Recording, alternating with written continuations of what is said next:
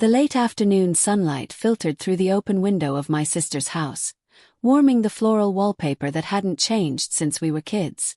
Every weekend, like clockwork, I drove the 45 minutes from my condo in the city to spend time with her and her son, Ethan. It was a ritual born from our bond, one I cherished deeply, but lately it had taken on a different energy. At 39, I had built a life I was proud of, a respected urologist with a thriving practice and a comfortable, albeit solitary lifestyle. But as I sipped my tea that day, sitting at the kitchen table while Ethan fiddled with something on his laptop across from me, I noticed something I hadn't before.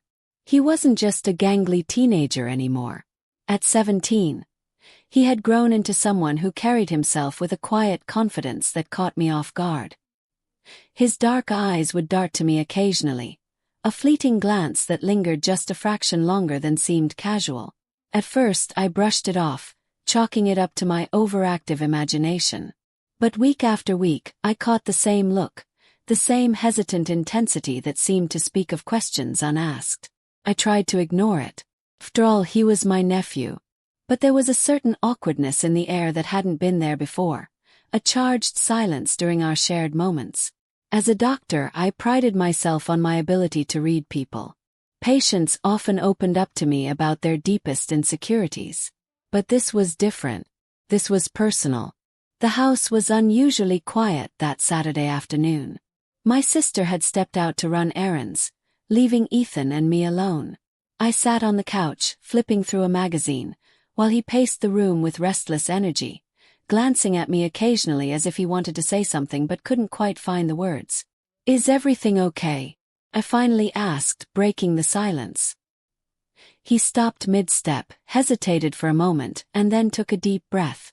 "I think something's wrong," he said, his voice low but steady. "When I pee, it hurts. Like a sharp pain." The words hit me like a jolt of electricity. As a urologist, I'd heard countless complaints like this before, but coming from him, it felt different, closer, more personal. He looked embarrassed, his cheeks tinged with a faint blush, but his posture betrayed an unusual confidence. He wasn't just seeking reassurance. He was placing his trust in me. "Come here," I said gently, motioning for him to sit on the armchair across from me. "Tell me exactly what you're feeling." He described the symptoms: sharp pain, some discomfort afterward, and a strange sensation that was hard for him to articulate.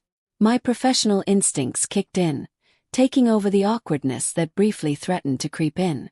"All right," I said, rising from my seat. "I'm going to do a quick examination. It might feel a bit strange, but it's important to figure out what's going on." He hesitated, his gaze locking with mine for a fraction longer than necessary, before nodding. I led him to the guest room for privacy and asked him to lie down on the bed. As I put on gloves and prepared, I noticed the faintest flicker of nervousness in his otherwise steady demeanor. "This is just a preliminary check," I reassured him. "If I think we need to look deeper, I'll bring you into the hospital, okay?" He nodded again, his lips pressed into a thin line, his breathing slightly uneven. Carefully, I examined the areas of concern, explaining each step to put him at ease. His responses were cooperative, though his quickened breath hinted at discomfort, or something more. "Does this hurt?"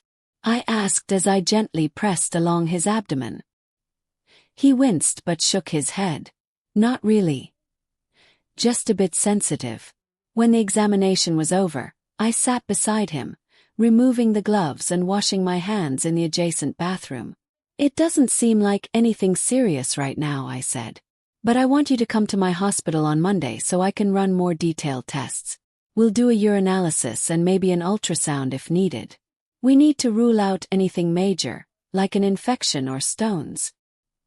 He sat up slowly, his confidence returning as he straightened his shirt. "Thanks," he said, his tone lighter. "We'll come. Just tell me when and where." There was something in the way he said it, a quiet assurance that made me pause. He wasn't avoiding the situation or downplaying it, as many teenage boys might. Instead, he faced it head-on, meeting my gaze with unwavering intensity. "You're handling this very well," I said, half smiling. Most guys your age would be freaking out. He shrugged, a faint smirk tugging at the corner of his lips. It's probably because it's you. I trust you. The way he said it, so direct and unguarded, sent a ripple of something unfamiliar through me. I quickly pushed the thought aside, reminding myself of my role and responsibility. Good. I'll text you the details, I said, standing to leave. Just make sure you stay hydrated and avoid anything that might irritate your bladder in the meantime. Like soda, he asked, rising as well. Exactly. No soda, no caffeine. He chuckled softly. Got it. Thanks, Auntie. I spent the rest of the afternoon replaying the interaction in my mind. His confidence, the trust he placed in me, and the way he carried himself. All of it lingered, stirring thoughts I couldn't quite name. It wasn't the first time I had noticed his self-assured demeanor, but this felt different. By Monday morning, Ethan arrived at my hospital right on time. He had texted me over the weekend, confirming the appointment without hesitation, which I found oddly endearing. Many of my younger patients needed constant reminders, often ghosting their appointments altogether. He waited in the lobby, his posture relaxed as if he owned the place. When I approached, clipboard in hand, he greeted me with a faint grin that carried that same quiet confidence. Ready? I asked, motioning for him to follow me. Let's do it, he replied, walking beside me with a casual ease. The detailed examination confirmed a minor infection. Nothing serious, thankfully. I prescribed antibiotics and explained the importance of finishing the full course. Throughout it all, he listened intently, nodding in agreement. I'm glad you came to me, I said as I handed him the prescription. Sometimes these things can get worse if they're ignored. Yeah, he said, meeting my gaze with that same disarming intensity. I knew you'd take care of it. There was a weight to his words that I couldn't ignore, a subtle shift in the air between us. As a professional, I had seen countless patients, dealt with their vulnerabilities, and offered them reassurance. But this was something else entirely. I felt it in the way he held my gaze a little longer than necessary, in the way his confidence seemed to linger just beneath the surface. Take care of yourself, I said, my tone firmer than I intended.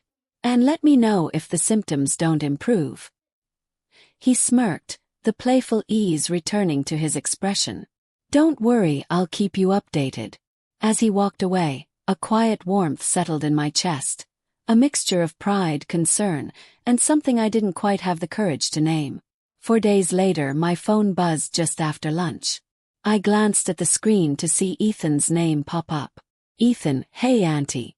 Can I come in today? I'm still not feeling right. Frowned, surprised. The antibiotics should have started working by now. Could there be something we missed? Quickly, I replied. Me, of course. I'll be in my office until 6. Just come by. The hours dragged, and I couldn't help but wonder what might have gone wrong. By the time he knocked on my door that afternoon, I was already prepared to run more tests. Come in, I called, and the door creaked open. The moment he stepped inside, I noticed it. Ethan looked different. His dark jeans and tailored shirt hugged his frame in a way that highlighted just how much he'd grown. He wasn't the boy I used to tease during family dinners. He was standing before me as a man. His hair was neatly combed, and the faint musky scent of cologne drifted toward me as he sat down. It was subtle but unmistakably intentional. I cleared my throat, pushing those thoughts aside. You said you're still not feeling better.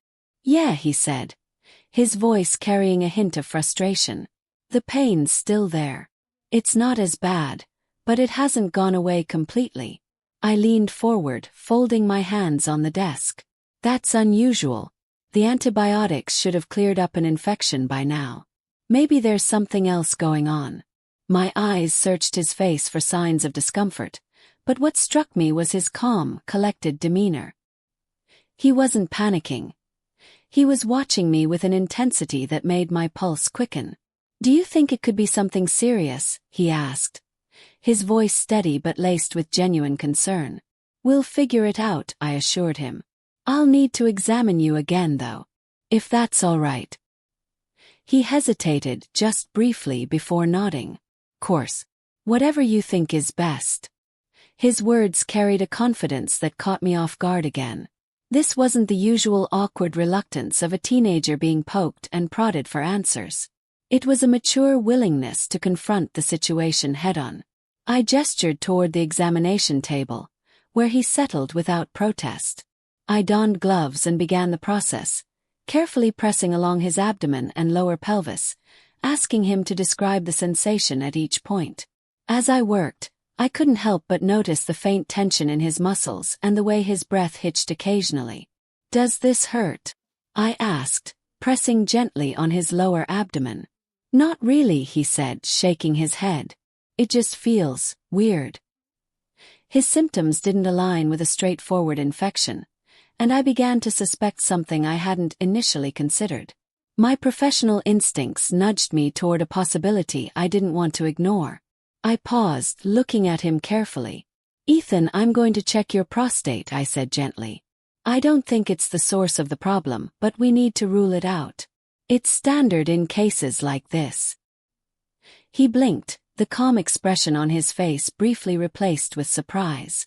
"My prostate," he echoed. "Yes. It's a routine part of diagnosing lower urinary issues," I said, keeping my tone professional. "It might feel uncomfortable, but it's important to make sure everything's okay." He hesitated, his eyes locking with mine. For a moment I thought he might refuse. But then he nodded, his jaw tightening slightly. "'Kay. Let's do it." There was something admirable about the way he handled himself. Most young men balked at the idea, but Ethan agreed without drama, trusting me implicitly. It was the kind of trust that made my chest tighten with an unfamiliar emotion I quickly buried. "Lie on your side," I instructed, guiding him through the process. He followed my directions without complaint, though I could feel the subtle tension in his posture. "Just take deep breaths and try to relax." I proceeded carefully, explaining each step to ensure he felt as comfortable as possible. "I'm checking for swelling, tenderness, or anything that feels abnormal," I said, my voice calm and measured. His breathing was shallow at first, but he steadied it with effort. "Is everything okay?" he asked, his voice softer now, almost vulnerable. "It's a little tender," I said, noting the slight resistance as I applied gentle pressure. "But nothing alarming. We'll follow up with some tests to confirm." When I finished, I stepped back, giving him space to readjust. "You handled that very well," I said as I removed my gloves and washed my hands. "Most patients hate that exam." Ethan chuckled softly, sitting up and running a hand through his hair. "Yeah, well, it helps that it's you." His words lingered in the air, and I found myself momentarily at a loss for a reply. Clearing my throat, I handed him a few tissues. "I'll write up some orders for a blood test and urinalysis. We'll do another ultrasound, just to be thorough." "Thanks, Auntie," he said, standing and buttoning his shirt with slow, deliberate movements. "I really appreciate this." "It's my job," I replied, smiling faintly. But deep down, I knew that wasn't entirely true. This went beyond duty or family. There was something about the way he trusted me, relied on me, that stirred a mix of pride and unease in equal measure. As he left my office, his confident stride and the faint scent of cologne lingering behind, I couldn't shake the feeling that this was just the beginning of something far more complex than I was ready to admit. When my sister called that Friday morning, her cheerful tone instantly set me on edge. She rarely asked me to stay overnight during my weekend visits, and her suggestion caught me off guard. "You should bring an overnight bag," she said casually. "Ethan's heating up the bathhouse this evening. It's been ages since you've stayed, and after the bath, it's best to stay warm, you know." I hesitated, my hand gripping the phone tighter. "The bathhouse," I repeated, trying to gauge her intentions. "Yes, he's been talking about it all week." "He said it'd be fun," she replied lightly, as if this were the most natural thing in the world. "Come on, Anna. It'll be nice." Something about her words stirred a strange nervousness in me. I had been coming here every weekend for months, but the prospect of spending the night, of being around Ethan for longer than a few hours, made my stomach twist. Still, I pushed the thoughts aside and agreed. By the time I arrived, the scent of wood smoke lingered in the crisp evening air. Ethan greeted me at the door, his dark eyes carrying a quiet warmth that made my pulse quicken in a way I wished it wouldn't. He had clearly been working. His sleeves were rolled up, exposing strong forearms streaked with soot. "Auntie," he said with a grin, holding the door open for me. "Glad you made it. The bathhouse is almost ready." "Thanks," I replied, trying to keep my voice even. "Where's your mom?" "She's running late." "Errands," he said with a shrug. "But she told me to go ahead and get everything started." "Figured you wouldn't mind." I nodded, stepping inside. The familiar comfort of the house calmed me slightly, though I couldn't ignore the subtle tension that hung in the air. The bathhouse stood a short walk from the main house, its warm glow spilling through the windows into the cold night. Ethan led the way, carrying towels and a thermos. The steam hit us the moment we stepped inside, wrapping around us like a thick blanket. He had done a good job. The heat was perfect, and the scent of cedar lingered in the air. "Not bad, huh?" he said, looking back at me. "Not bad at all," I admitted, genuinely impressed. "You've outdone yourself." He smiled, a flicker of pride flashing across his face. We settled onto the wooden benches, letting the warmth seep into our skin. I tried to relax, focusing on the rhythmic hiss of steam and the crackle of the fire in the corner. But every now and then I caught him watching me, his gaze lingering just a moment too long.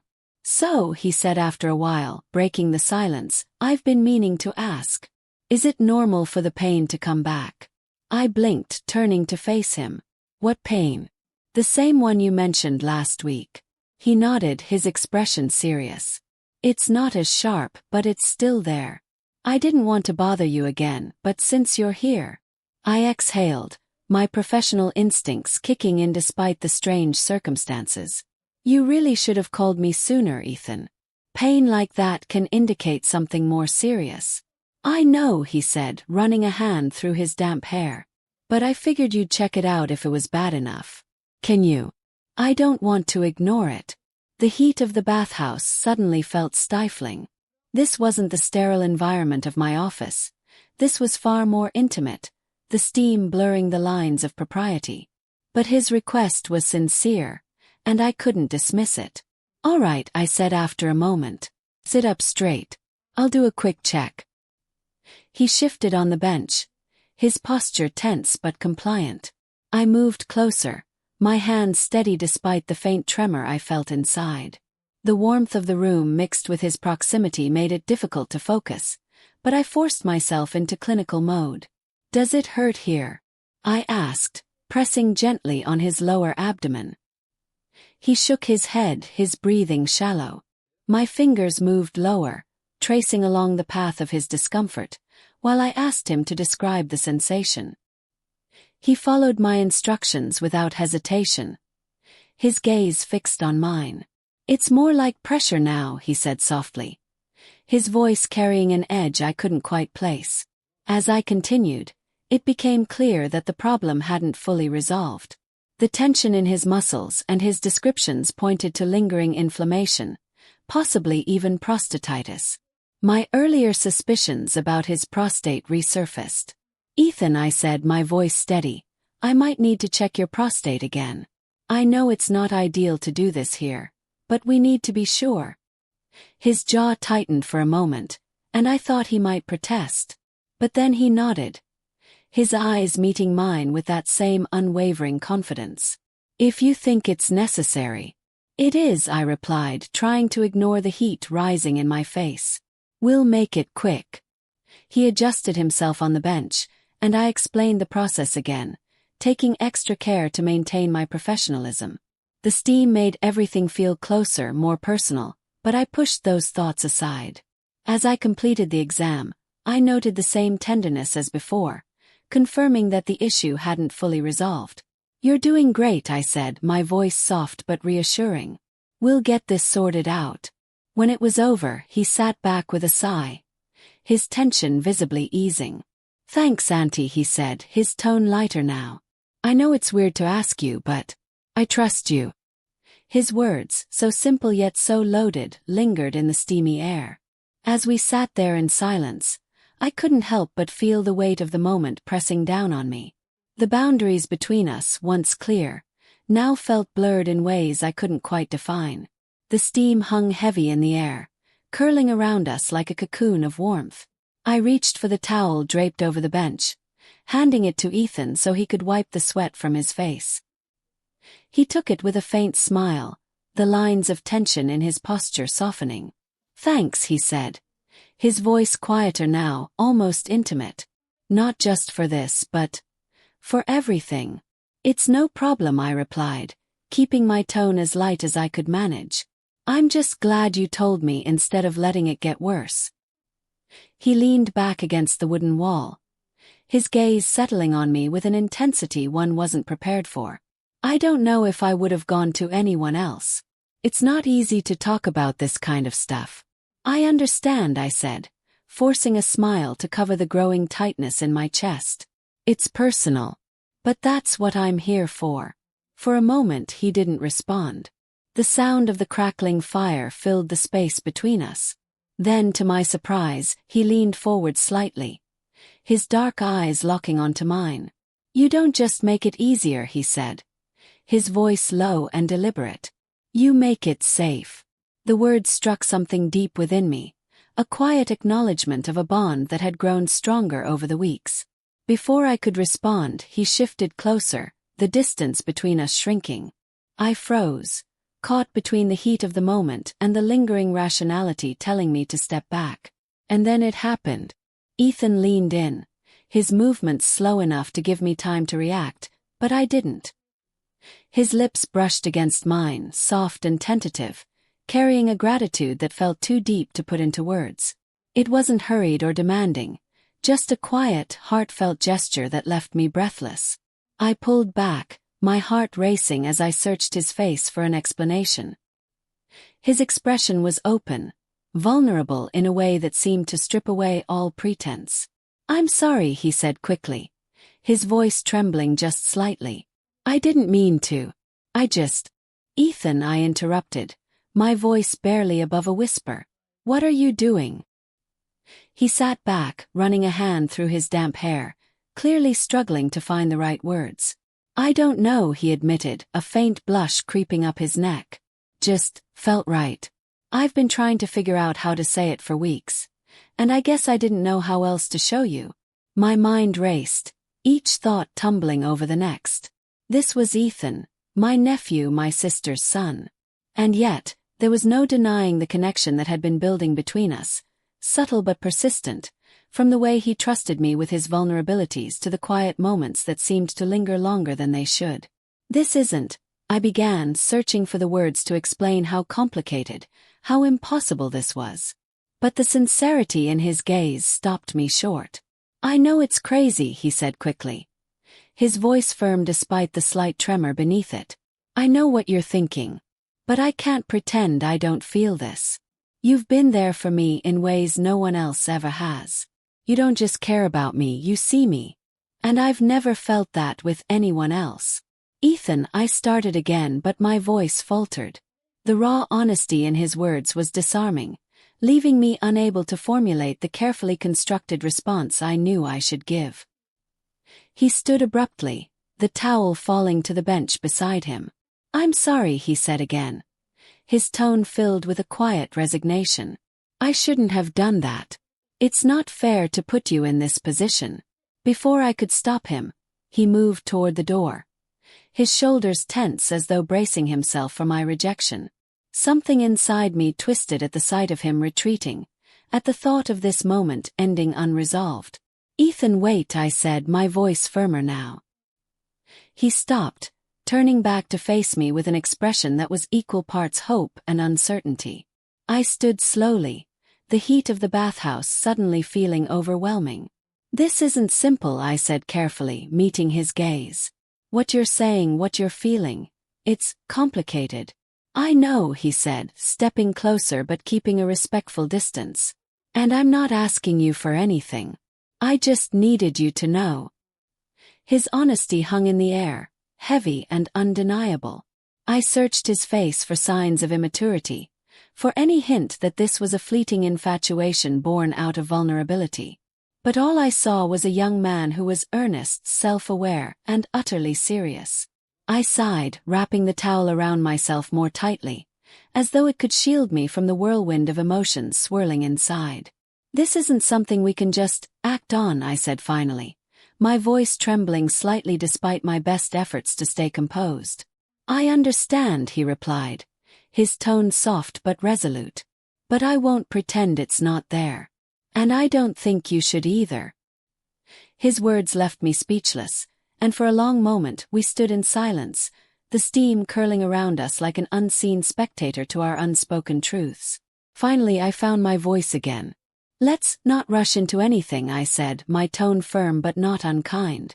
"There's too much at stake." He nodded slowly, his expression thoughtful.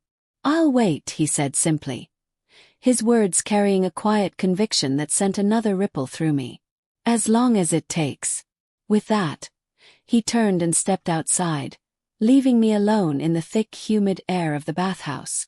I sank back onto the bench, my head spinning as I tried to make sense of what had just happened. This wasn't just a kiss.